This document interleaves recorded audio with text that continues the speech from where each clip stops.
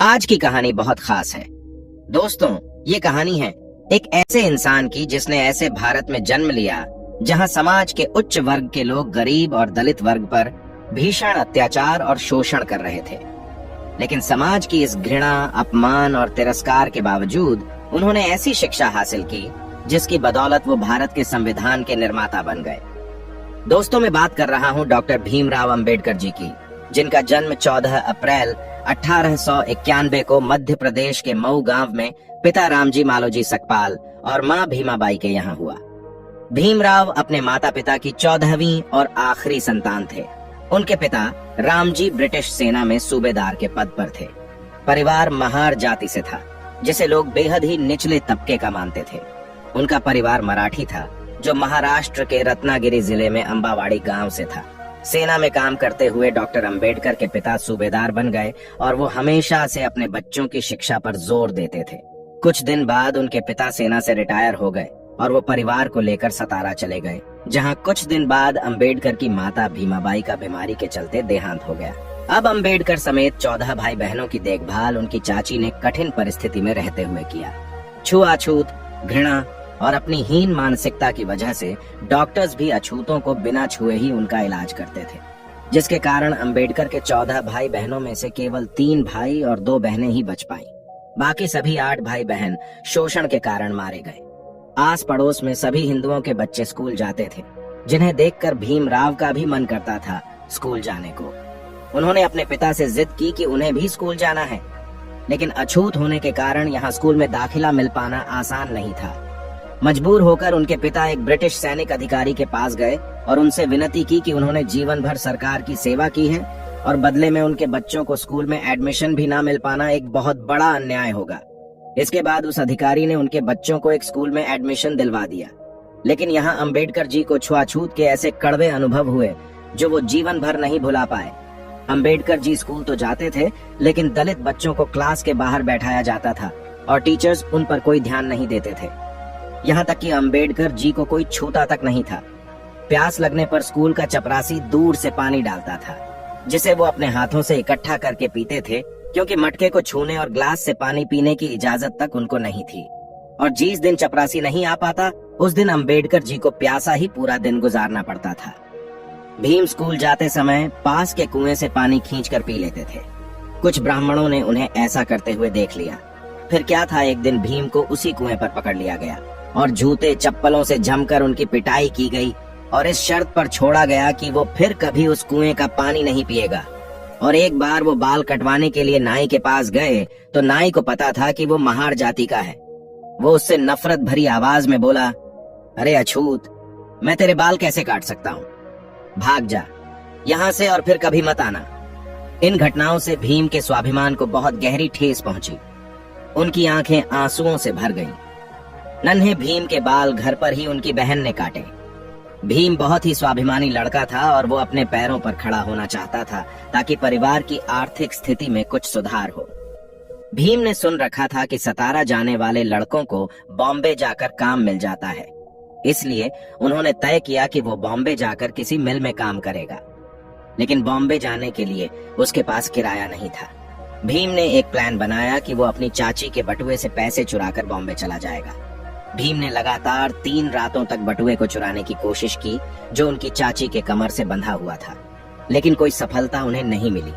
कहीं जाकर चौथी रात को वो बटुए को चुरा पाए, लेकिन उन्हें बड़ी निराशा हाथ लगी, क्योंकि उसमें केवल सिर्फ आधा आना ही था, जिससे वो बॉम्बे नहीं जा सकते थे। 4 रातों के इस एक्सपीरियंस ने भीम को अंदर तक हिलाकर रख दिया। इसके बाद उन्होंने एक नई योजना बनाई, जिसने उनके पूरे जीवन को बदल कर रख दिया। उन्होंने निश्चय किया कि वो पढ़ लिख कर अपने परिवार के लिए रोजगार प्राप्त करेंगे और अपने अंदर की सभी बुरी आदतों को छोड़ देंगे। किस्मत ने भी भीम का साथ दिया। उनकी सुविधा और पिता रिटायर होने के बाद नौकरी की तलाश में बॉम्बे जाकर बस गए और यही के मराठा स्कूल में उन्होंने भीम का एडमिशन करा दिया। यहाँ पर उन्होंने हॉर्वर्ड की इंग्लिश रीडर और बहुत सी अन्य किताबों अपने पिता की देखरेख में रहते हुए अध्ययन किया। अपनी पढ़ाई के अलावा वो बहुत सी और ग्रंथ और बुक्स पढ़ने लगे। उनकी इस आदत से उन्हें बुक्स कलेक्ट करके पढ़ने का शौक लग गया। उनके पिता पर उनका यह शौक काफी महंगा पड़ रहा था, लेकिन वह चाहते थे कि भीम पढ़ लिख कर बड़ा आदमी बने।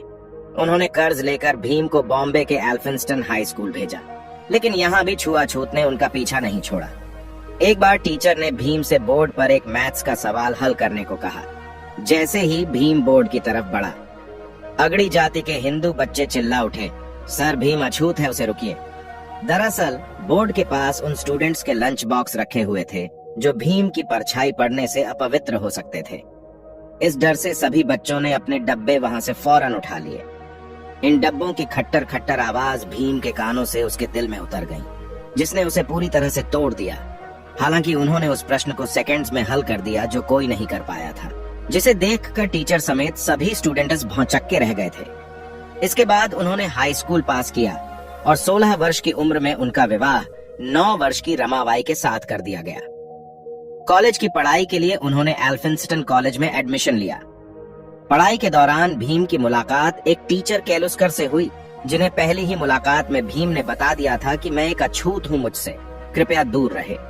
उनके बेबाक अंदाज और पढ़ाई के प्रति जुनून ने केलुस्कर को बहुत इम्प्रेस कर दिया और वो भीमराव को लेकर बड़ौदा के शिक्षा प्रेमी महाराज संभाजी गायकवाड़ के पास लेकर गए। जब महाराजा बॉम्बे आए हुए थे, वो वहां एक सभा कर रहे थे, जहां उन्होंने भीमराव से कुछ सवाल किए, जिनका उत्तर भीम ने बहुत अच्छे तरीके से दिया। इसके कुछ वर्ष बाद बड़ौदा के महाराज ने कुछ विद्यार्थियों को कोलंबिया यूनिवर्सिटी अमेरिका भेजने का निर्णय लिया।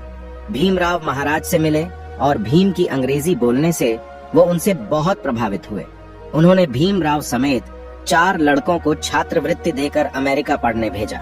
4 साल बाद वो भारत वापस आए और बड़ौदा के महाराज के यहाँ मिलिट्री सेक्रेटरी के रूप में काम करना शुरू किया।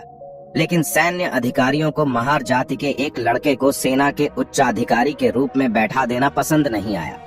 कुछ दिन बाद उन्होंने वहां से नौकरी छोड़ दी और वो लंदन चले गए, जहां अथक परिश्रम और मेहनत से उन्होंने वहां पर MSc, DSc तथा बैरिस्टर की डिग्री प्राप्त की। 1923 में वो भारत वापस लौट आए और वकालत शुरू कर दी। वकालत करते हुए उन्होंने देखा कि दलितों का कितनी बुरी तरह से शोषण किया जा रहा है। तब से उन्होंने अपना जीवन छुआछूत को खत्म करने के लिए समर्पित कर दिया। उन्होंने मुसलमानों और सिखों के अलग से मतदान को देखते हुए दलितों के लिए भी अलग से मतदान की मांग उठाई, जिसके कारण गांधी जी आमरण अनशन पर उतर आए। गांधी जी के कारण उन्होंने अपनी ये मांगे पीछे ले ली।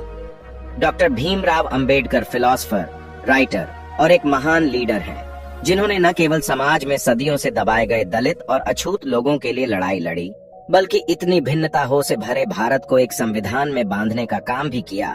जब आजादी के वक्त भारतीय नेता आजादी और नए संविधान स्वयं बनाने की बात कर रहे थे, तब ब्रिटेन के प्रधानमंत्री विंस्टन चर्चिल ने कहा था, बनाने दो भारतीयों को अपना संविधान। भारत में इतनी डाइवर्सिटी ज़िया है कि इसके लिए एक कानून बनाना इम्पॉसिबल है। भारत जल्दी ही बिखर जाएगा और टूट जाएगा। लेकिन इतिहास गवाह है, अंबेडकर जी ने इतने कम समय में भारत को दुनिया का सबसे बड़ा लिखित संविधान बनाकर दे दिया। इसके बाद 1950 में अंबेडकर जी बौद्ध धर्म के सम्मेलन में श्रीलंका गए। भारत लौटने के बाद उन्होंने नागपुर में 14 अक्टूबर 1956 को अपने लाखों अनुयायियों के साथ हिंदू धर्म त्याग कर बौद्ध धर्म की दीक्षा प्राप्त कर ली। मतलब ये बाबा साहब ने बौद्ध धर्म अपना लिया। अंबेडकर जी ने हिंदुओं में प्रचलित जाति प्रथा की घोर निंदा की। इसके लगभग 2 महीने बाद 6 दिसंबर 1956 को बीमारियों की वजह से उन्होंने अपनी अंतिम सांसें ली। उनका अंतिम संस्कार बौद्ध धर्म के रीति अनुसार हुआ।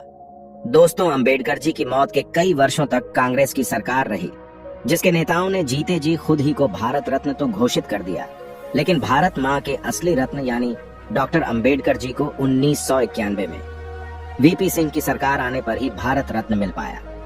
डॉक्टर अंबेडकर का कहना है, जीवन लंबा होने की बजाय महान होना चाहिए। मैं ऐसे धर्म को मानता हूँ जो स्वतंत्रता, समानता और भाईचारा सिखाए। दोस्तों, ये वीडियो अंबेडकर जी को समाज और भारत के लिए किए गए कार्यों के लिए समर्पित है। कुछ मिनट में उनका पूरा जीवन बता पाना पॉसिबल तो नहीं है, लेकिन फिर भी मैंने ये कोशिश की है।